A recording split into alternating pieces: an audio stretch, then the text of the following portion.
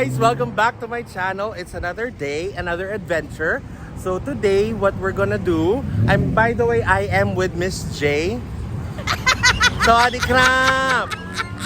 So today, mag-ano kami, ang tinatawag nilang Temple Run dito sa Thailand because we're going to go to all of, well, not all, pero most of the temples that we can find around Bangkok, to be exact. Come with us to this new adventure and let's enjoy together. See you later! So right now we are inside Wat Po.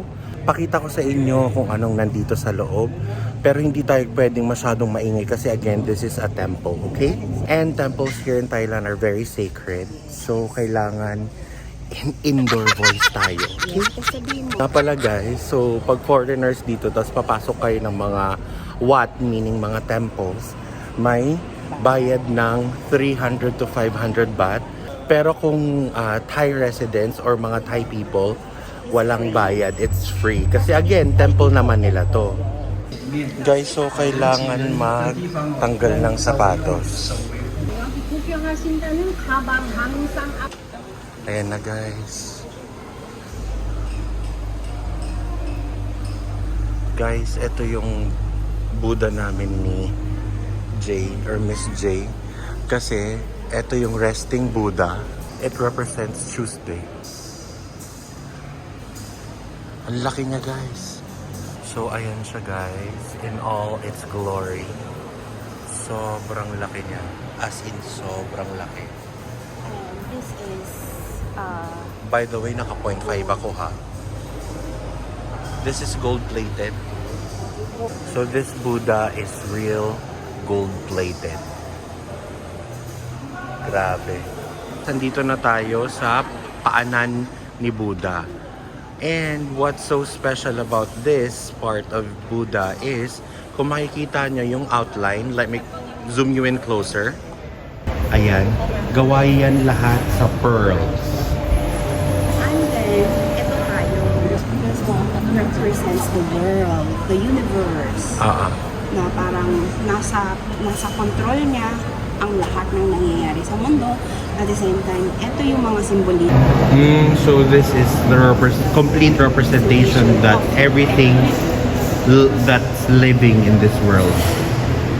Okay, got it. Lahat animals, mapaan. Tignan niyo yung bed na kung saan nakahiga si Buddha. Very intricate yung design. Wait lang, zoom ko kayo. O, diba? Isa-isa yan. Wala dyang tile. Isa-isa siyang nilagay. Ang galing sobra. So, ayan na nga si Buddha, yung resting Buddha.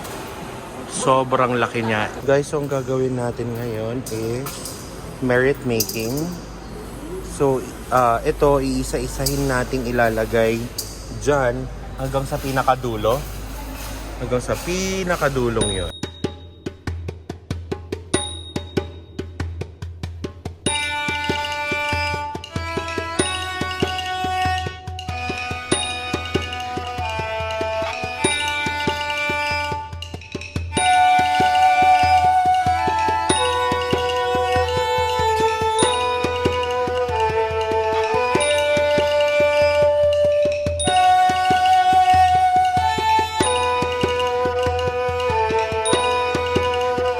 Okay guys, so we are finished here sa Wat Po. Ito yung una niya. Pupunta na tayo sa Grand Palace. Nakita mo yung una niya kung gano'n. Guys, i-try natin mag-gong para daw marinig ni Buddha or yung mga gods yung hiling or tawag natin.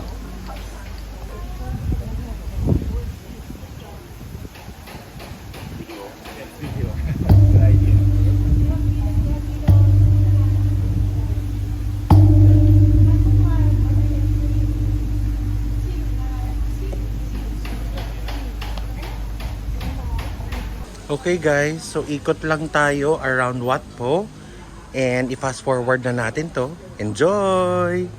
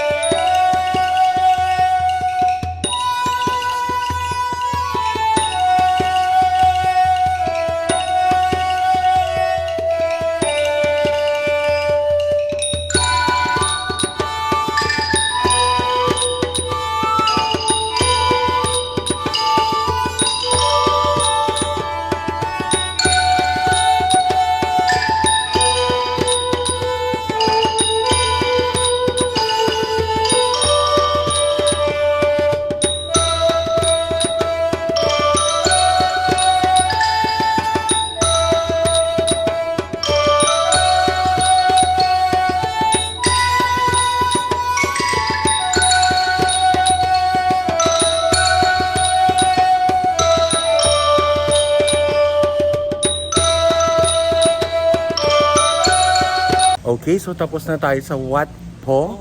Punta na tayo ngayon sa Grand Palace. See you guys! Diretso tayo ng Grand Palace, sabi ko, kasi dito lang ang Wat Po. Dito lang ang Grand Palace. Tatawid lang tayo. So ayun guys, the reason why we're gonna go to the Grand Palace is first of all, madaming makikita inside, pero pinaka-importanting makikita doon is the Wat Phra Kaew. Wat again means temple, Phra means highest rank ng monk, and then Kaew is the color green. So makikita natin sa Grand Palace or sa loob ng Grand Palace yung Emerald Buddha. Okay, andito na tayo sa loob guys ng Grand Palace. Success ang ating pagkukunwari na tayo. Kasi guys, kung tourist ka, tapos hindi mo alam mag-Thai, buti na lang kasama ko si Miss J. Kasi syempre, kaya niyang magsalita ng Thai ng very light. Hindi na kami nagbayad ng 500 baht. Oh, ang laking ano din nun, ang laking bayad dito sa loob.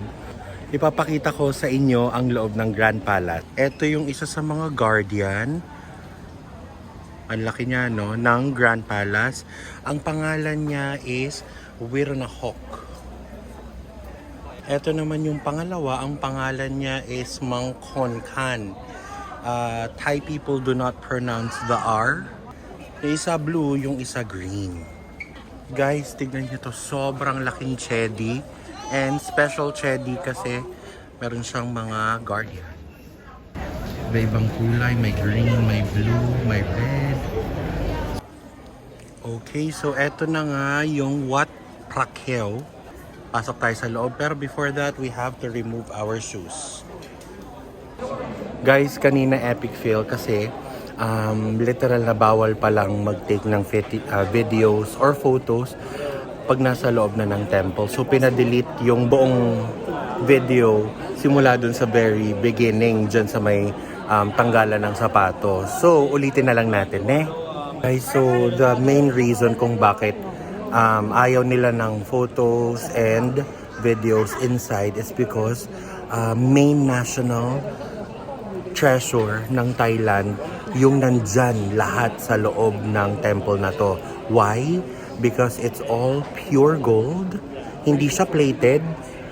24 carats pure gold lahat ng Buddhas, lahat ng pedestal, lahat ng mga guards or whatever ng Buddha.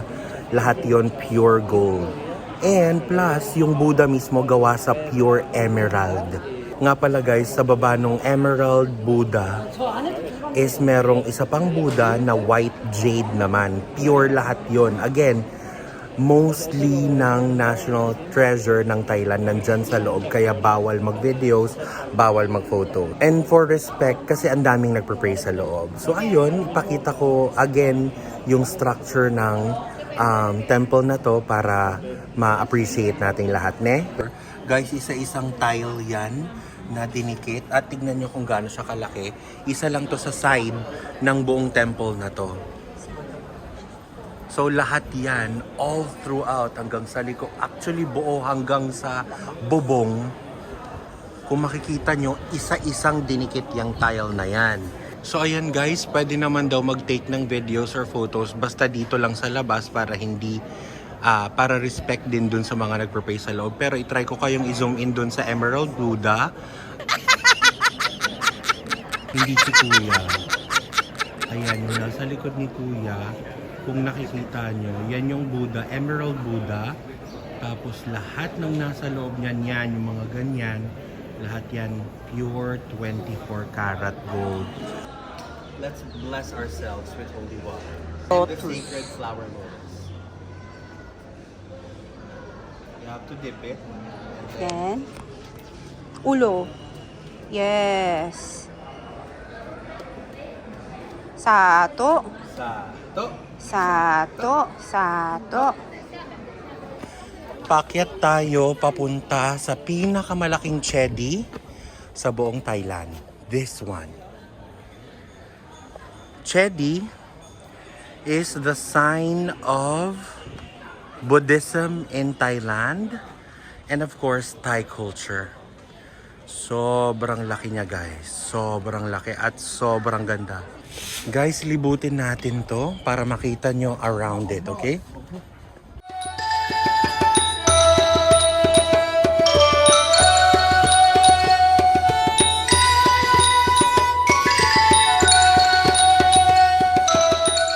By the way guys, ito is a model of the Angkor Wat. Sobrang laki niya guys, actually. It's so beautiful.